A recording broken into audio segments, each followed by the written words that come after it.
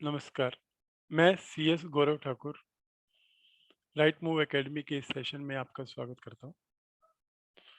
आज हम डिस्कस करेंगे रिजर्व बैंक ऑफ इंडिया ने जो अक्टूबर 22, 2021 को नोटिफिकेशन जारी की है एनबीएफसी के नए रेगुलेटरी फ्रेमवर्क के बारे में।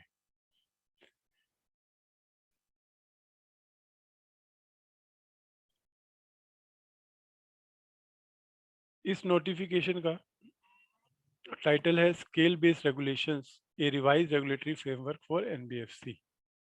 तो जैसा नाम से ही समझ आ रहा है कि अब एनबीएफसीज को उनके स्केल के बेस पे रेगुलेट करने के लिए आरबीआई ये गाइडलाइंस लेके आया है। मैं आपको पैरा बाय पैरा ब्रीफ में समझा देता हूँ। उसके बाद एक बार जब ये मैं समझा दूँ तो आप प्लीज़ इस नोटिफिकेशन को पढ़िए, आप इसको रिलेट कर पाएंगे और आई थिंक यही फाउंडेशन स्टोन बनेगा आने वाले सारे रेगुलेशंस के लिए जो एनबीएफसी के ऊपर एप्लीकेबल होंगे। 10 पेजेस की नोटिफिकेशन है। पहला पेज, पहला पैरा, आरबीआई रिकॉग्नाइज कर रहा है कि एनबीएफसी का जो रोल है वो over a period of time बहुत इवॉल्व हुआ है साइज में, कॉम्प्लेक्सिटी में और फाइनेंशियल सेक्टर के साथ उनके कनेक्शंस में। फिर कुछ एनबीएफसी साइज में इतना बढ़ गई है कि अब उनको जो एग्जिस्टिंग फ्रेमवर्क है उससे रेगुलेट करना इनसफिशिएंट है। तो अभी उसके लिए उनकी रिस्क प्रोफाइल बदल चुकी है, तो अभी रेगुलेटरी फ्रेमवर्क को भी अलाइन करने का समय आया है। दूसरे पैराग्राफ में आरबीआई कहता है कि उन्होंने जनवरी 22, 2021 में ये डिस्कशन पेपर पब्लिक में फ्लोट किया था और जो लोगों के कमेंट्स आए उसके बेस पे अब ये रेगुलेटरी फ्रेमवर्क इंट्रोड्यूस किया जा रहा है। तीसरे पैराग्राफ में आरबीआई कहता है कि क्योंकि बहुत सारे फंडामेंटल चेंजेस आने वाले हैं रेगुलेशन में, जिसमें बहुत सारी रिक्वायरमेंट्स रहेंगी, इसलिए जो डिटेल गाइडलाइंस हैं वो समय के साथ धीरे धीरे इशू की जाएंगी। सो दिस इज मोर और लेस लाइक कंपनीज एक्ट, जहाँ एक एक्ट है और एक्ट के अंदर डिफरेंट प्रोविजंस के लिए अलग अलग रूल्स आते हैं। तो सिमिलरली आरबीआई भी इन रेगुलेशंस के लिए different guidelines time to time पे लाएगा। अब प्रश्न जो हमारे सामने आता है कि क्या ये रेगुलेशन आज से इफेक्टिव हो गए, आज हमें कुछ करना है? तो नहीं, इसका जवाब है कि ये रेगुलेशंस अक्टूबर 1, 2022 से इफेक्टिव है। लेकिन इसमें जो प्रोविजंस आईपीओ फंडिंग के लिए हैं कि एनबीएफसी आईपीओ फंडिंग जो करती हैं, उनके रेगुलेशंस 1 अप्रैल 2022 से एप्लीकेबल हो जाएंगे। तो ये था पहला पेज जो सिर्फ एनबीएफसी के रोल को रिकॉग्नाइज कर रहा था। आरबीआई ने जो डिस्कशन पेपर जारी किया था उसके बारे में बोल रहा था। ये बता रहा था कि आरबीआई डिफरेंट गाइडलाइंस लाएगा और ये रेगुलेशंस जो हैं अक्टूबर 1, 2022, जो कि रफली एक ईयर है आज के बाद से, तब से इफेक्टिव होंगे एक्सेप्ट फॉर आईपीओ प्रोविजंस। आने वाले पेजेस में रेगुलेटरी फ्रेमवर्क है एनेक्सर में। शुरू करने से पहले मैं आपको इसकी बैकग्राउंड देता हूं कि ये रेगुलेशंस, अगर हम एग्जिस्टिंग स्ट्रक्चर की बात करें तो एनबीएफसी जो क्लासिफाई हो रही हैं वो सिस्टमेटिकली इम्पोर्टेंट और non systematically important, deposit taking, non deposit taking और सम एक्टिविटी बेस्ड एनबीएफसी पे क्लासिफाई होती हैं। अभी आरबीआई ने गोइंग फॉरवर्ड अक्टूबर 1, 2022 से जो स्ट्रक्चर लाया है उसके अंदर उन्होंने एनबीएफसी को 4 कैटेगरी में बांटा है। एनबीएफसी बेस लेयर जो सबसे नीचे है, उसके ऊपर NBFC middle layer, NBFC upper layer और सबसे ऊपर एनबीएफसी टॉप लेयर। तो यहाँ पे प्रश्न आएगा कि जो एग्जिस्टिंग एनबीएफसी हैं अब वो कौन सी एनबीएफसी कौन सी कैटेगरी में जाएगी। इसके लिए आगे 1.2 ऑनवर्ड आरबीआई ने क्राइटेरिया दिया। तो सबसे पहली लेयर, बेस लेयर जो सबसे नीचे है, उसमें कौन सी एनबीएफसी जाएंगी? वो एनबीएफसी जो नॉन डिपॉजिट टेकिंग है, जिनका असेट साइज 1000 करोड़ रुपीज से कम है। तो ये ए जो है वो स्केल बेस्ड है। सो अगर आपका स्केल 1000 करोड़ से कम है, आपका एसेट साइज 1000 करोड़ से कम है, तो आप सबसे नीचे की लेयर बेस लेयर में आएंगे।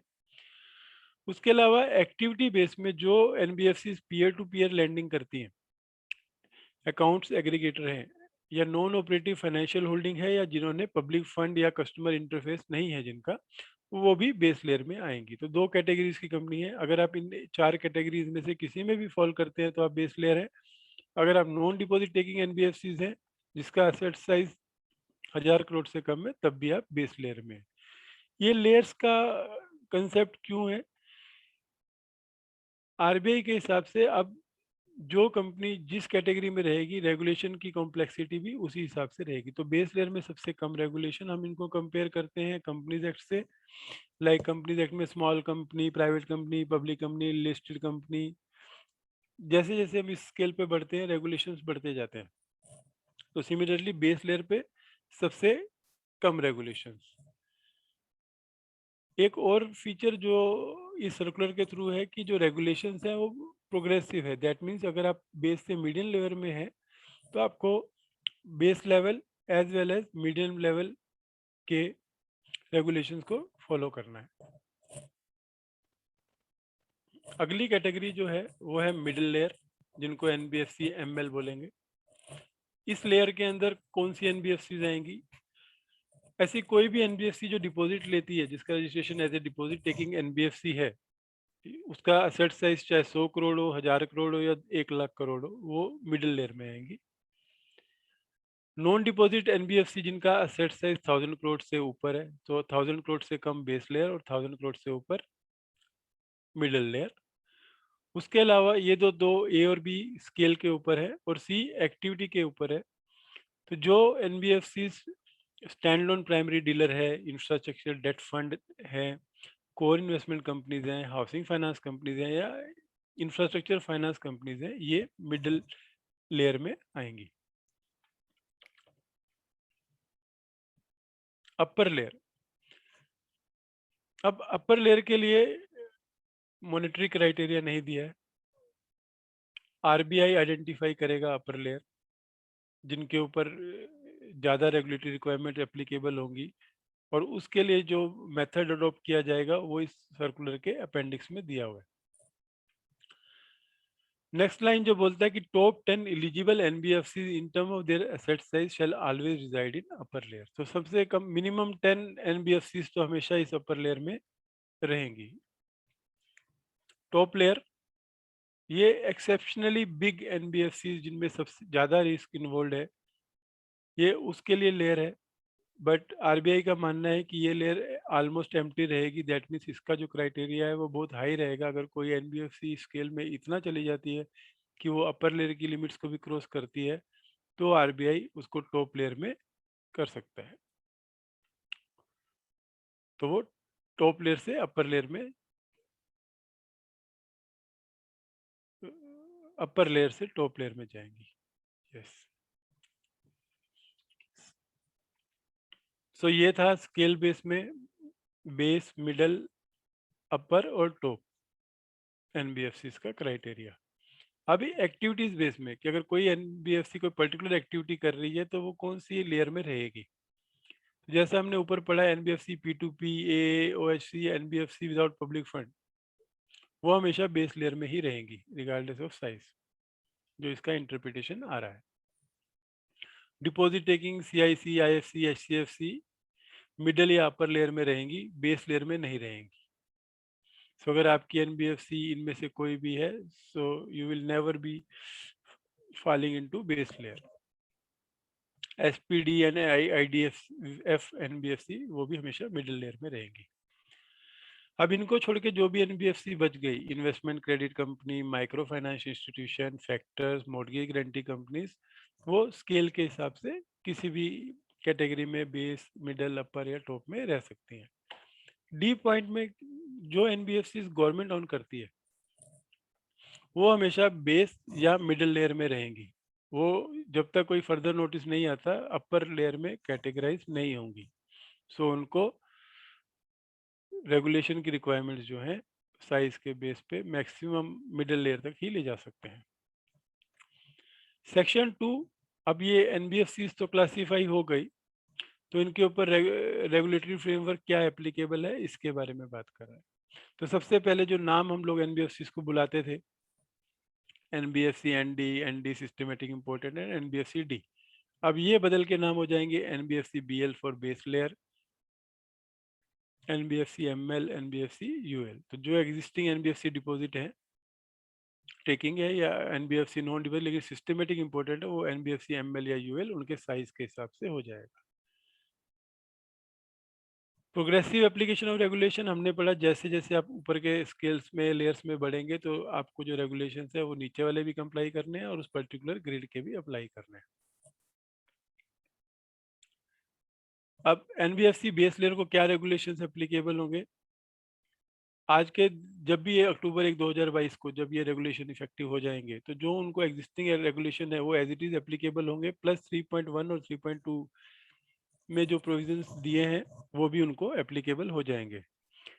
सिमिलरली P2P, AA और OFHC NBFCs को जो एग्जिस्टिंग रेगुलेशन है वही एप्लीकेबल रहेंगे। मिडिल लेयर की कंपनी को भी, NBFCs को भी जो मिडिल लेयर में है, जिनको हम NBFC ML बोलते हैं, वो भी जो उनको एग्जिस्टिंग ND, SI और ND को जो एप्लीकेबल प्रोविजंस है, CIC, SPD और HC को, वही के वही रेगुलेशन चलेंगे, except for changes in para 3.1 and 3.2।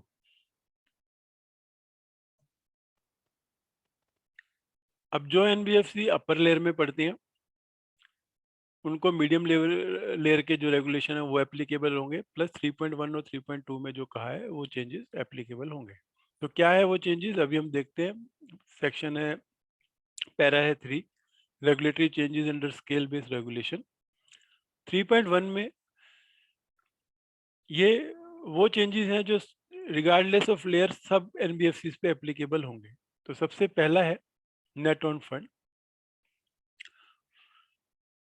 आपको मालूम है जैसे अभी एनबीएफसी की एग्जिस्टिंग एनओएफ की रिक्वायरमेंट जो है 2 करोड़ है और एमएफआई फैक्टर्स की 5 करोड़ है, तो उसको अभी 10 करोड़ कर दिया है। लेकिन 10 करोड़ क्या अक्टूबर 1 22 को करना है? नहीं। आरबीआई ने कहा कि 2025 तक आईसीसी 5 करोड़ तक अपनी एनओएफ करेंगी और एमएफआई और फैक्टर 7 करोड़ करेंगे, और 2027 सबकी एनओएफ मिनिमम 10 करोड़ होगी। लेकिन जो एनबीएफसी जिन P2P, A और NBFC जिसमें फंड नहीं है, कस्टमर इंटरफेस नहीं है, उनका 2 करोड़ ही एनओएफ रहेगा।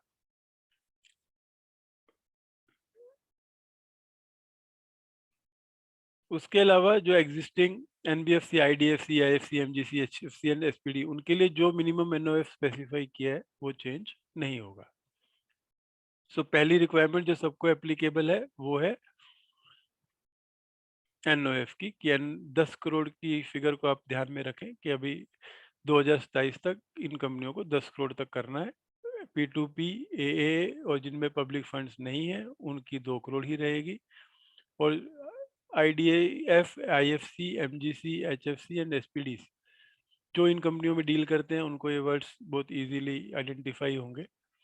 नहीं तो मोस्टली जिन लोगों का NBFC से संबंध है वो बेस लेयर और मिडिल लेयर के अंदर ही रहेंगे। एनपीए क्लासिफिकेशन, अब रिगार्डलेस ऑफ आप कौन सी लेयर में करते हैं, आरबीआई का बोलना है कि overdues more than 90 days should be treated as NPA, लेकिन ये भी फेज मैनर में करना है। तो 2024 तक आपको अपनी जो भी ओवरड्यूज हैं, अगर वो 150 डेज से ज़्यादा है तो उनको एनपीए करना है। 2025 में जब आप क्लासीफाई करेंगे तो 120 डेज से ऊपर वालों को एनपीए क्लासीफाई करेंगे, और 2026 तक 90 डेज से ऊपर वालों को आप क्लासीफाई करेंगे। लेकिन ये उनको नहीं है जिनको ऑलरेडी ही 90 दिन का नॉर्म एप्लीकेबल है। Experience of the board, as of now board की कॉन्स्टिट्यूशन पे कोई रिस्ट्रिक्शन नहीं है कि उनकी क्वालिफिकेशंस क्या होनी चाहिए, लेकिन गोइंग फॉरवर्ड अक्टूबर 1 22 से आपके बोर्ड में मिनिमम एक डायरेक्टर ऐसा होना चाहिए जिसने बैंक के एनबीएफसी में काम किया है।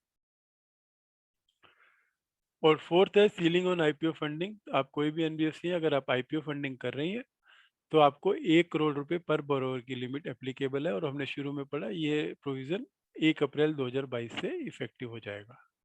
आप इससे कम कर सकते हैं, लेकिन इससे ज़्यादा फंडिंग नहीं कर सकते पर बोरोवर। सो ये कॉमन थे ABCD। एक बार रिकैप कर देता हूँ। Net on fund, NPA, board experience और सीलिंग ऑन आईपीओ फंडिंग।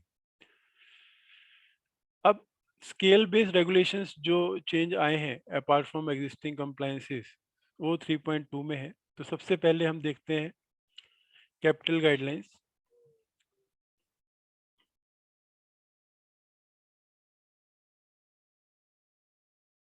तो सबसे पहले internal capital adequacy assessment process, ये एप्लीकेबल है मीडियम लेवल और अपर लेयर। सो इसका मतलब बेस लेयर को ये नहीं करना है। क्या है ये? बेसिकली आपको अपनी कैपिटल को असेस करना है कि आप जो रिस्क ले रहे हैं, जो आपका एक्सपोजर है, उसके हिसाब से आपकी कैपिटल एडिक्वेट है कि नहीं है। तो इसके लिए आपको एक मेथोडोलॉजी बनानी है। ये क्यों चाहिए? ये इसलिए चाहिए कि आपके पास आपके सब बिजनेस को में जो रिस्क इन्वॉल्व है उसको कवर करने के लिए एडिक्वेट कैपिटल हो, और आप अच्छा internal risk management techniques use कर सके अपने रिस्क को मैनेज करने के लिए। तो सबसे पहली रिक्वायरमेंट जो मीडियम लेयर और अपर लेयर को है कि आपको अपनी internal capital adequacy assessment process करना है।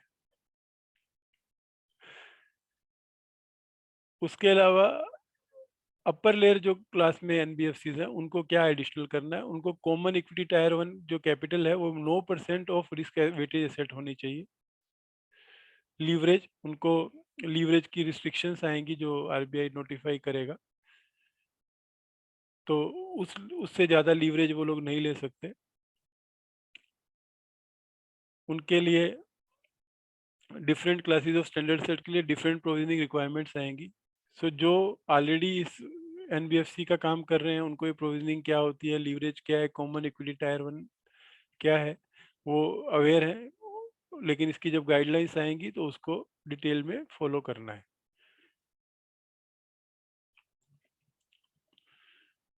प्रूडेंशियल गाइडलाइंस, ये एनबीएफसी मीडियम और अपर लेयर दोनों को एप्लीकेबल है। तो ए में कंसंट्रेशन ऑफ क्रेडिट और इन्वेस्टमेंट लिमिट, यहाँ पे उन्होंने बोला कि आरबीआई कहता है कि जो लिमिट्स हैं वो एक सिंगल लिमिट है 25% and 40% for group of borrower entities. अब एक सिंगल लिमिट कर दी है, और ये जो लिमिट्स हैं वो नेट ओन फंड की जगह अभी टायर 1 कैपिटल जो कि 9% ऑफ रिस्क वेटेज एसेट होना चाहिए उसके ऊपर लिंक कर दिया है। इसके नॉर्म्स क्या है वो टेबल में दिया है, जो पेज यहाँ पर मिसिंग है। तो आप जब सर्कुलर देखेंगे तो उसके नॉर्म्स आप देखिए। इसके लिए भी जो क्या प्रोसेस है, डिटेल गाइडलाइंस आएंगी। एक पेज इसके अंदर मिसिंग है, जिसने भी अपलोड किया तो आपको प्लीज़ वो पेज देखना पड़ेगा।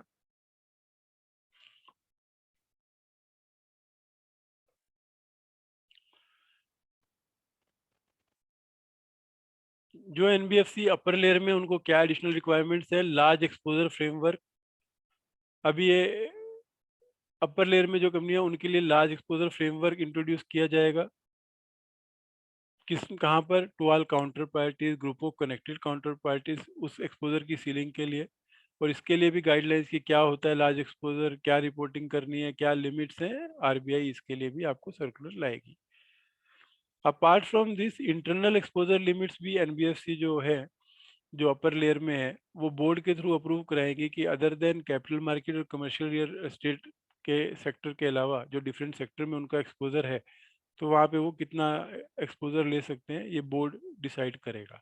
सो ये भी एक कंपलसरी रिक्वायरमेंट है जो अक्टूबर 1 22 के बाद आप इन कंपनियों को फॉलो करनी पड़ेगी। गवर्नेंस गाइडलाइंस, तो क्या गवर्नेंस के लिए चेंज आया?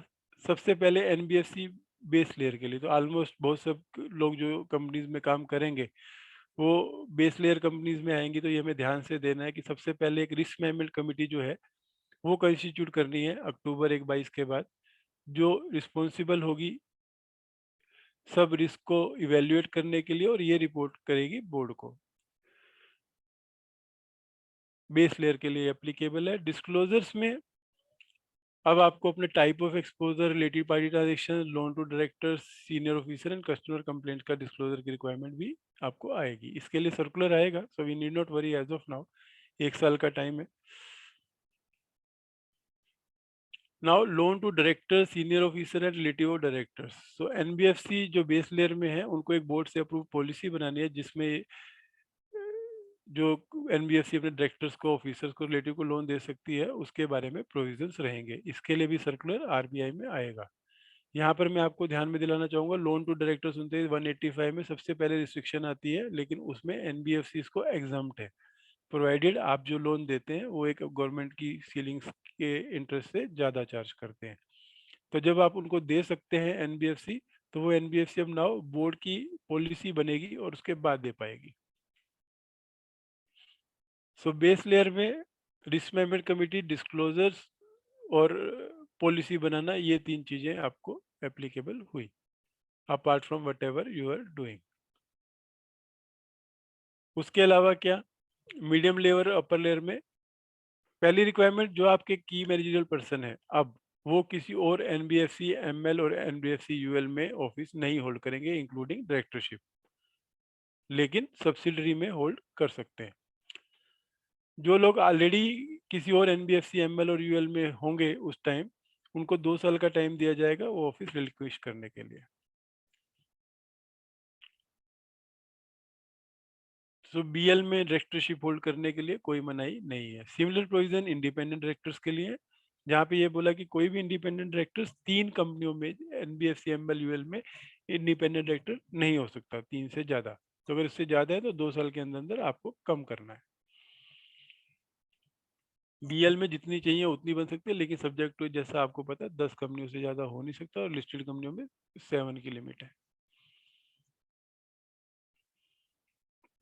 तो ये मीडियम लेयर और अपर लेयर के लिए एप्लीकेबल है। इनको क्या डिस्क्लोजर्स करने हैं उसको अभी हम लोग देखते हैं। तो ये जो मीडियम और अपर लेयर की एनबीएफसीज हैं, उनको with effect from March 31 2023, that means अभी 22-23, 2 साल के बाद, CG report, disclosure on modified opinion, income expenditure of exceptional natures, जो एनबीएफसी ने लोन लिया उसकी टर्म्स में अगर आपने कोई ब्रीच किया है, या एसेट क्लासिफिकेशन और प्रोविजनिंग नॉर्म से अगर कोई डेविएशन किया है, तो उसके बारे में अपनी फाइनेंशियल स्टेटमेंट में इंफॉर्मेशन देनी पड़ेगी। उसके अलावा एक और रिक्वायरमेंट है चीफ कंप्लायंस ऑफिसर की।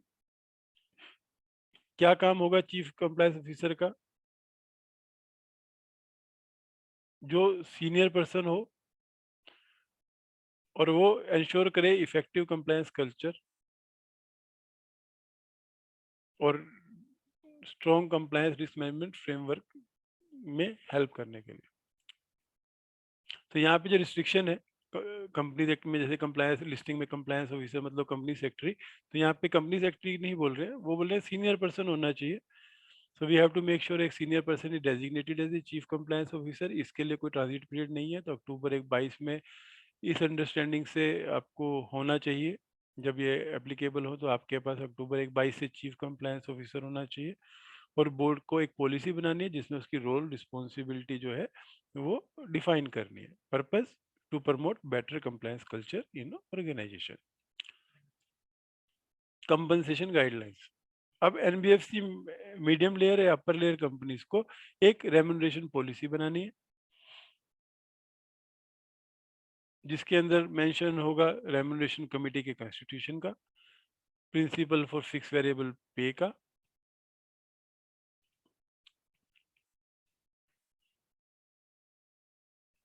और क्लाबैक प्रोविजंस का। जो एनआरसी बनेगी उसको ये इंश्योर करना है कि कोई कन्फ्लिक्ट ऑफ इंटरेस्ट नहीं है। अब यहाँ पे एनबीएफसी का कॉन्स्टिट्यूशन के बारे में अभी कुछ नहीं बोला, तो इसके लिए हो सकता है गाइडलाइंस आए कि उसकी इंडिपेंडेंट डायरेक्टर होने चाहिए, डायरेक्टरशिप होनी चाहिए, लेकिन एज ऑफ नाउ ये बोर्ड के ऊपर छोड़ा हुआ है। जिन कंपनियों को कंपनीज एक्ट के हिसाब से या लिस्टिंग रेगुलेशन के हिसाब से एनआरसी एप्लीकेबल है, उनको उन प्रोविजन से बनानी पड़ेगी।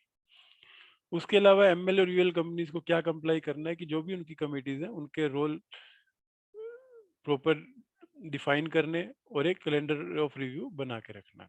उनको एक विसल ब्लोअर मैकेनिज्म बनाना है और उनकी जो सब्सिडरीज है वहाँ पे भी good corporate governance practices ensure करानी है। उसके अलावा जिनकी एनबीएफसी की 10 से ज़्यादा ब्रांचेज हैं उनको अब मैंडेटरी है अक्टूबर 1 2022 से 3 साल, दैट मीन्स सितंबर 1 2025 तक core banking solution system adopt करने का।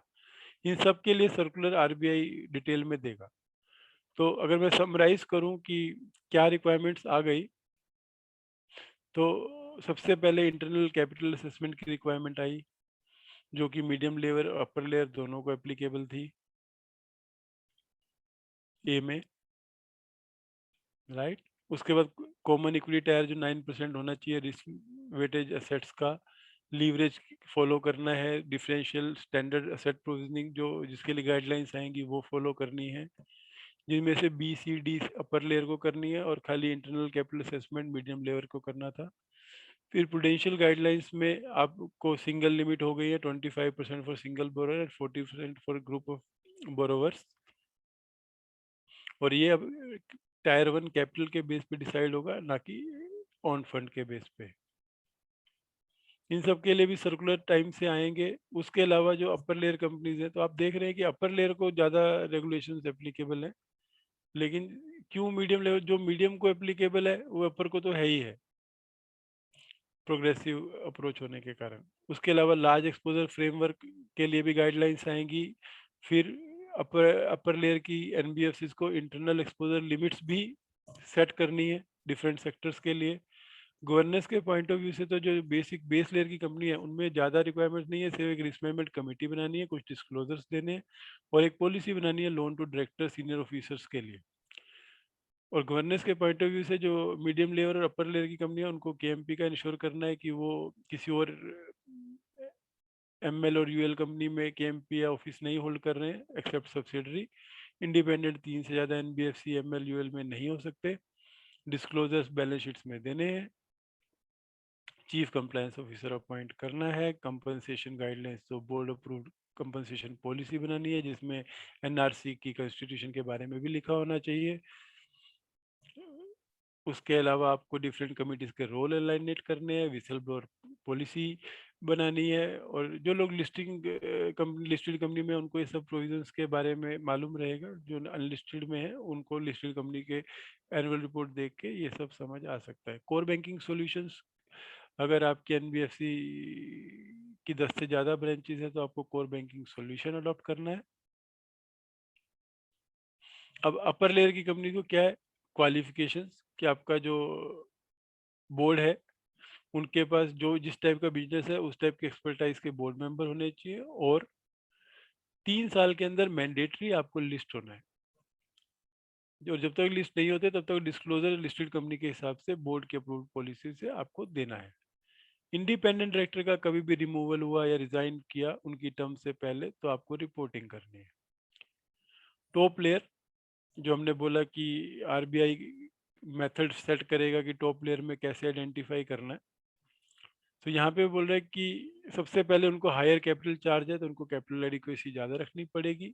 उनको एनबीएफसी को बताया जाएगा जब उनका क्लासीफाई होगा, उनको ज़्यादा सुपरवाइजरी एंगेजमेंट होगी इन एनबीएफसी की being top layer definitely.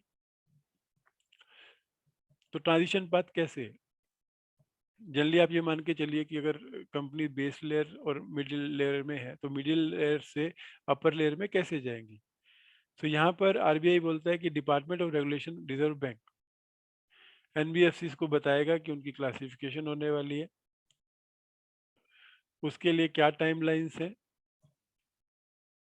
RBI की इंटीमेशन आने के 3 महीने के अंदर एनबीएफसी को एक बोर्ड अप्रूव्ड पॉलिसी बनानी है जिसमें वो ये एनहांस रेगुलेटरी फ्रेमवर्क जो हमने ऊपर पढ़े और जिनकी गाइडलाइंस आएंगी वो कैसे अडॉप्ट करने वाले हैं, उसका इम्प्लीमेंटेशन प्लान क्या है। Then they have to ensure कि 24 मंथ्स में वो इम्प्लीमेंटेशन हो जाए, और जैसे जैसे इम्प्लीमेंटेशन हो रहा है उनको अपना बिजनेस बढ़ाने की परमिशन आरबीआई से मिलती रहेगी। जो 3 मंथ्स इनिशियली उनको प्लान बनाने के लिए दिया है वो भी 24 मंथ्स के अंदर कवर रहेगा।